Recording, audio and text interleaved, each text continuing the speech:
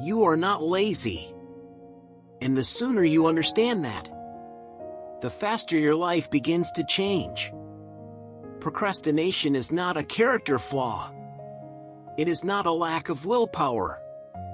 And it is not a lack of discipline.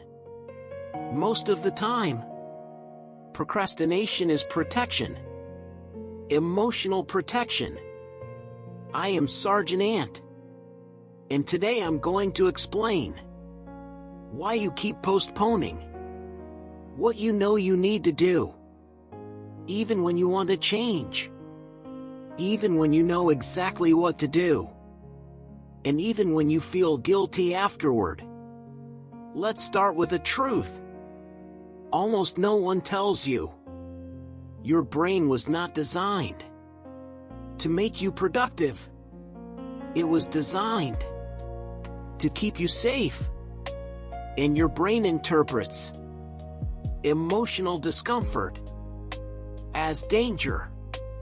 When you avoid a task, it's not because it's hard. It's because it activates something inside you.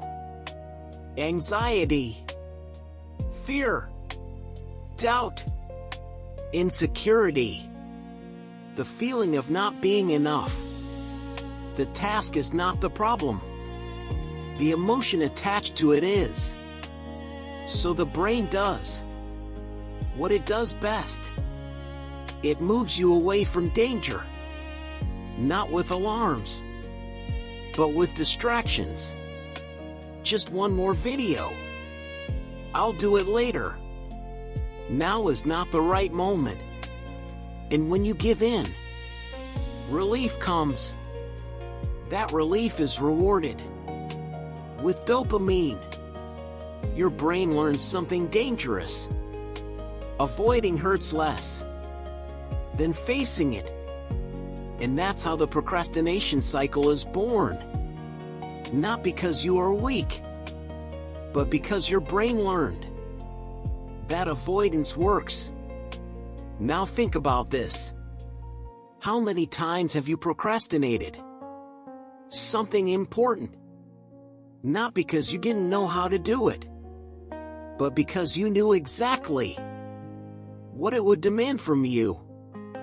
Maybe focus. Maybe responsibility. Maybe admitting you're not good at it yet. Maybe the risk of failing. The brain hates emotional risk, so it protects you. But that protection has a cost. The more you avoid, the bigger the task seems. The more you delay, the heavier the feeling becomes. And then you enter a dangerous state. Guilt. Guilt drains energy. Guilt paralyzes. Guilt creates more procrastination. And the cycle continues. Now notice how different this is from real laziness. Laziness is indifference. Procrastination is internal conflict. If you care, if you feel the weight, if you think about it all the time, this is not laziness. It's emotional overload.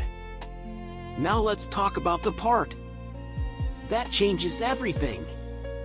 You don't defeat procrastination by trying to feel better. You defeat procrastination by reducing the threat. The brain does not react to the future. It reacts to the next step. When you look at a big task, the brain sees danger. But when you look at a small step, the brain relaxes. That's why discipline works. Not because it forces action, but because it tricks fear. Most people make the same mistake. They try to beat procrastination with big plans. Today I'll do everything. Now I'm serious. I'm changing my whole life. That scares the brain. And the brain freezes. The solution is the opposite. Make the action so small, so simple, so harmless that the brain doesn't see danger. 5 minutes, 1 page, 1 paragraph, 1 step. Not to finish, just to start. Starting is the real enemy of procrastination. Once you start, the brain notices something new. Nothing bad happened. Anxiety drops. The threat disappears. And movement continues. Now look at the ant. The ant doesn't think about the entire colony. It doesn't overwhelm itself with the size of the mission. It carries the next grain. That's it. No drama. No anticipation. No fear of the future. The ant doesn't procrastinate because it doesn't overthink. It executes.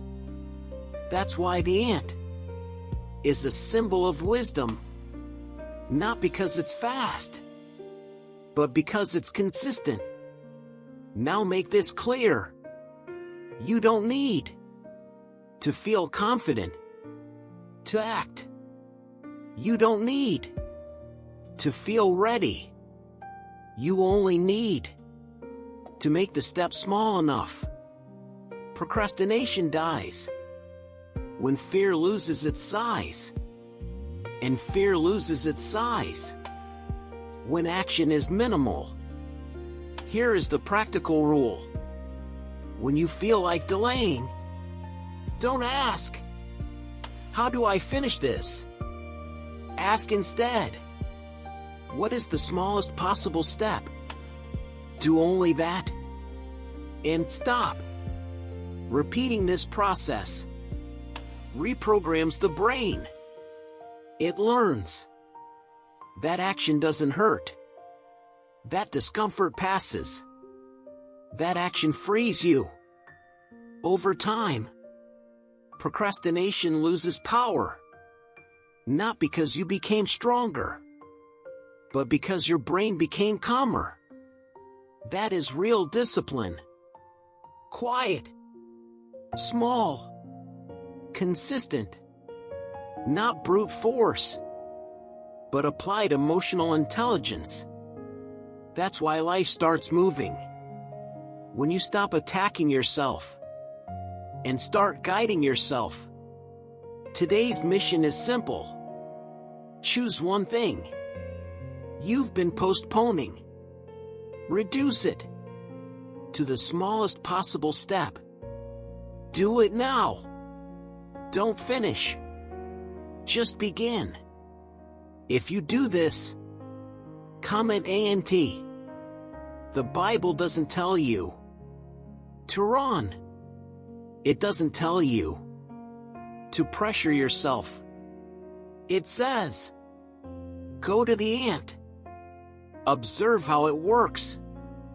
Small step. Every day. That's how procrastination loses. And that's how discipline wins. This is Sergeant Ant.